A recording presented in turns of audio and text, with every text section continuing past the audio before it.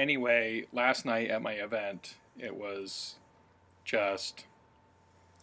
No, I'm kidding. It was great. You can share if you want to vent. That's fine. No, it's all good. We had a great event actually. It was a wonderful event and great turnout and everything else. And we're on, aren't we? I hit Good. button. Yes. Yes. Creating Connections podcast. This is what, number 4? I think so. Yes. Episode 4. 4. Awesome. So welcome. Episode 4 is supposed to be the best, right? Until episode 5, and then that becomes greater, and that's how it goes. Okay. Episode 4 in my home, though, means something different. Oh. Do you want to elaborate? No, just that I am surrounded by Star Wars fans. And everybody yes. goes back to episode 4 as being the best. It's a new hope. Yes. Welcome to Creating Connections Podcast 4. I'm Mitch Taylor. And I'm Vicki Musney. And we have a lot to talk about today, a lot to get to today, right? Yes. So today's subjects, I know this is something that's near and dear to your heart. And it is about creating connections, but not necessarily in person. Yes. I have issues, and I wanted to just bring this discussion to the table. Do you want to lie down? What? Do you want to lie down? No, okay. We can talk about it like the other this. issue. Okay, all right. So this issue is on social media. Not that kind of issue. Yes, social media. I have issues with people forgetting that you should be social in your social media interactions, or maybe that just looks different to different people.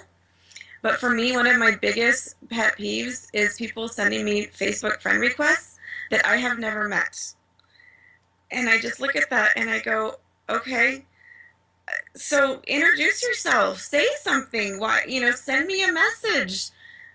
To me, it's the equivalent of walking into a networking event, handing someone your business card, and walking away. I get that. That's how I feel. I get that. I think today's day and age of social media, and even texting for that matter, has eliminated the communication skills or helped reduce the communication skills that we possess. And I find a lot of people just, texting or Facebook messaging. I have a bride right now who's Facebook messaging me pretty much the entire time and setting up her appointment with us through Facebook message. Is she a yellow? Yeah, I would say so. Yeah. Maybe she may have some green tendencies too. I'm not sure, but that makes sense. It's easier for her. She's already on Facebook. Yes. So. Yeah. And so if you hear us talk about the colors, by the way, the colors go back to Vicki's book, Personalities for Business, available at vickimusney.com. You can also just read the basics page at vickimusney.com. You don't have to buy the book to participate in the discussion. Wait, did I just say your name right? Yes, actually, I think you Holy did. cow! Thank God we're recording. I know, right? I'll have to go back and watch this again so I remember how to say it. But yeah, I understand what you're saying, because the biggest thing at a convention, and I get hit with that, even today, I think I got 2 different Facebook requests of people, friend requests, but I've never really met them before, possibly. I have over 100 sitting in my box right now of different people, more popular and I swear 80 of them are friends with you, Mitch, so you need to tell your friends. If they want to be friends with me, that's fine, but I put a lot of my real life on social media, and I know everybody's different in that, but I talk about things with my family and my children, and I don't let you into my world unless I know who you are. I mean, I have other things that I'll post publicly, and that's fine. But to me, I look at it and go, if you want to connect with somebody professionally, go like their professional page. If you want to connect with someone personally and you send a friend request, then be personable. Send a message. Say, hey, I heard you speak at this event. Or, hey, I noticed that we have 92 mutual friends. Maybe we could network together. Or I, saw your podcast that you do with Mitch. Whatever it is. But don't just expect me to let you into my world. And maybe I'm more sensitive too because I'm a woman and I do a lot in the DJ industry, which, I'm just a little more sensitive to people I don't know contacting me on Facebook. Well, and I can get that. It's like, a certain female who sent a message to me, and I didn't know who they were at all, and just all of a sudden getting messages on Facebook from this person, and you know, Yeah. I don't know. Maybe I'm the only one that feels that way, but I just feel like be professional, or or be polite and introduce yourself. Truly absolutely. connect. But I don't think that the skill of being personable is lost on today's youth. I don't know. Did you see my Facebook page today? You did. You liked it. Yes. The students of Gladstone Yes, High the School. one about the interviews. Yes, I did see Yeah, that. the students Yeah. here locally. I kind of expected a handwritten letter from the school, or maybe a typed letter from the school signed by the teacher who helped organize the mock interviews that we did. I expected that, of course, and that's a nice touch, a nice gesture, nice way to say thank you.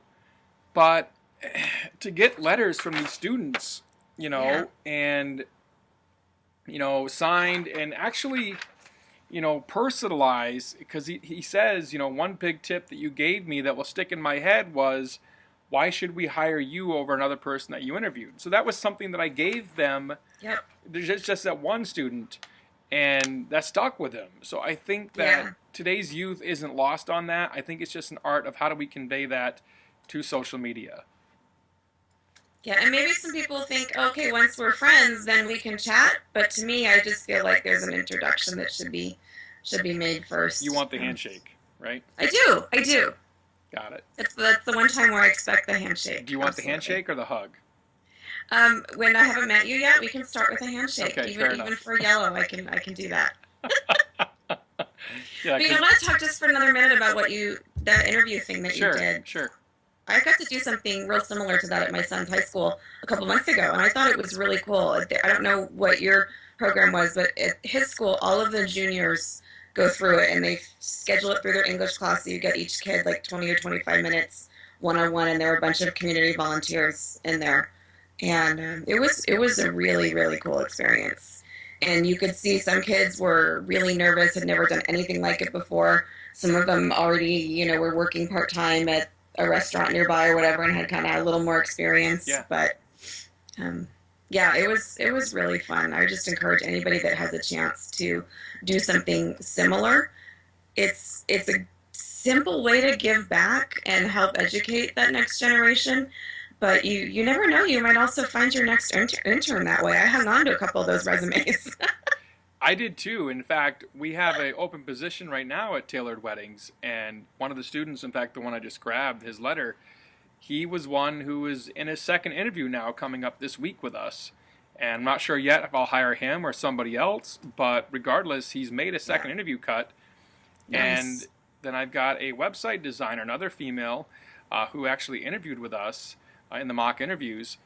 I was talking to actually a past groom of mine who was also one of the interviewers. He works for a local bank here. Oh, cool. And he said, man, did you see that so-and-so girl? She was phenomenal at her interview. Like, she aced it.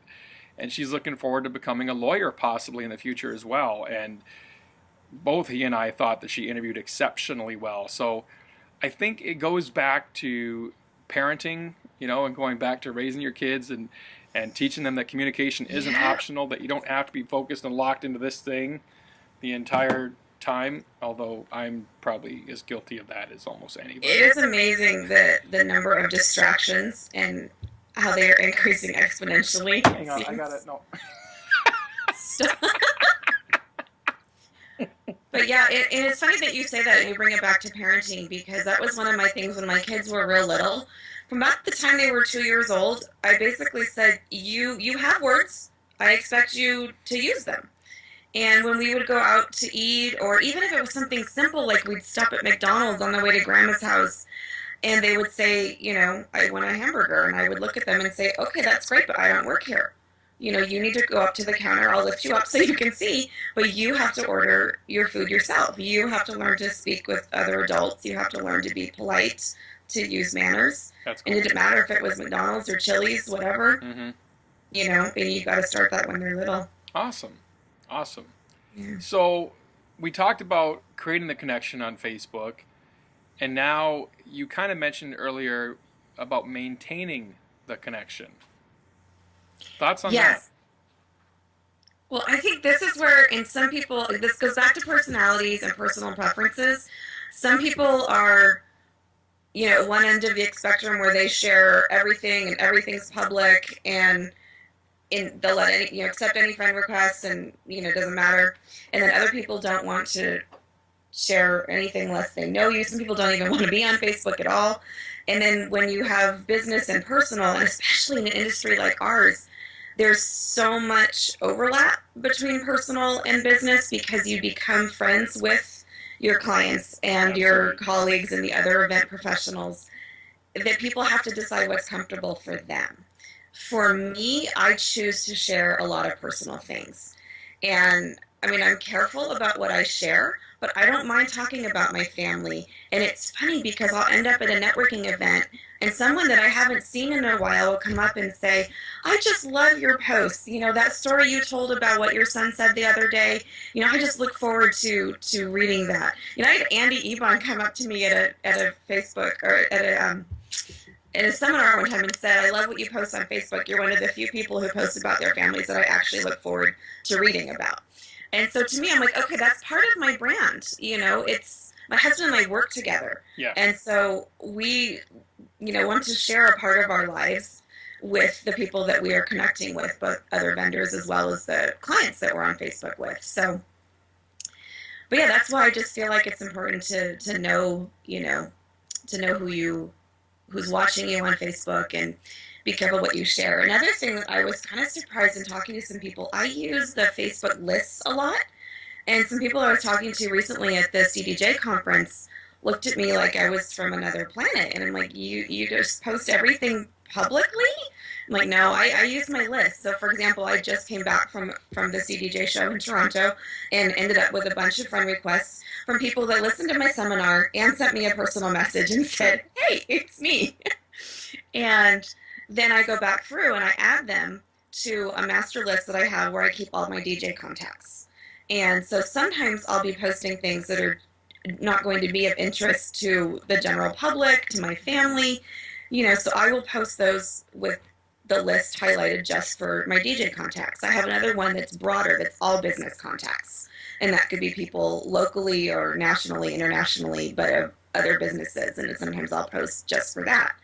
And so I use those lists a lot, and I check my privacy settings each time. I choose what's going to be a public post versus what's for just my friends or what's for just clients and things like that. So that's a simple way. I don't. And then once you've got your list set up, you can also, like if you're going to a networking event, you can read just the status updates of those people at your next event. And then you're current. And then when you get to that event, you can say to someone, hey, how was your vacation? Or, I saw that you just took your dog to the vet. Is everything okay? Can I, whatever it is that they're going through or they're posting about, it's forefront in your mind, and it helps have those, those conversations that are not just about business, that really establish the connection. So I didn't know that. That's pretty cool about the networking lists, that you actually go back in. I mean, I knew about lists and everything else, so I have a lot of different lists on mine too.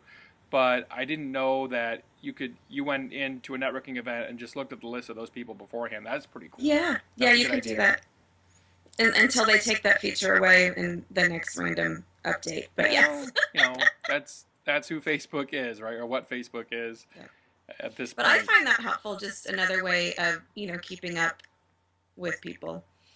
Because there's too many people, you can't keep up with everything that everyone posts. It's just not possible. True. And especially with the algorithms and how often Facebook changes that.